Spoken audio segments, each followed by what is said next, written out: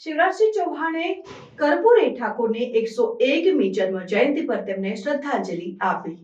કેન્દ્રીય મંત્રી શિવરાજસિંહ ચૌહાણે સમસ્તીપુરમાં જાહેર સભાને સંબોધન કર્યું અને બિહારના પૂર્વ મુખ્યમંત્રી કર્પૂરી ઠાકોરની 101મી જન્મ જયંતિ નિમિત્તે તેમણે શ્રદ્ધાંજલિ આપી. તેમના ભાષણ દરમિયાન ચૌહાણે કર્પૂરી ઠાકોરની ગરીબ અને પછાત સમુદાયોની સેવા માટેની પ્રતિબદ્ધતાની પ્રશંસા કરી.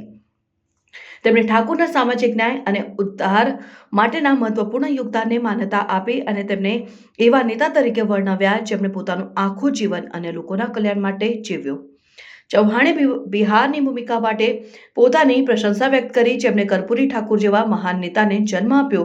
તેમણે ઠાકોરની વારસાને પછાત વર્ગોના ચેમ્પિયન અને વધુ સમાનતાવાળી સમાજ બનાવવાના તેમના પ્રયાસો તરીકે હાઇલાઇટ કર્યું. આ પ્રસંગે ઉપરાષ્ટ્રપતિ જગદીપ ધનખડ સહિતના અનેક મહાનુભાવોએ પણ હાજરી આપી, જેમણે ઠાકોરના ભારતીય રાજકારણ પરના અવિનાશી પ્રભાવને શ્રદ્ધાંજલિ આપી. કર્પૂરી ઠાકોરની જન્મજયંતિની ઉજવણી તેમના સામાજિક ન્યાય માટેની પ્રતિબદ્ધતા અને બિહારના રાજકીય દ્રશ્યને આકાર આપવાની તેમની ભૂમિકા યાદ કરાવવાનો પ્રસંગ છે. ચૌહાણના ભાષણમાં સમાજના કલ્યાણ માટે પોતાનું જીવન સમર્પિત કરનારા નેતાઓને યાદ રાખવાની અને સન્માન કરવાની મહત્વતા પર ભાર મૂક્યો. कर्पूरी जी ने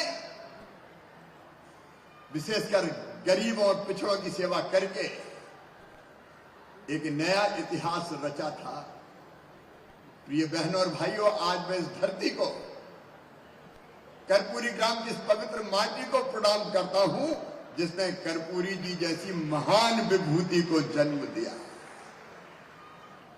और कर्पूरी जी ने जो काम किया, अगर घंटों भी वर्णन करें तो वो कम है. उनका चिर परिचित नारा था, 100 में 90 शोषित है, शोषितों ने ललकारा है, धन धरती और राजपाट पे 90 भाग हमारा है.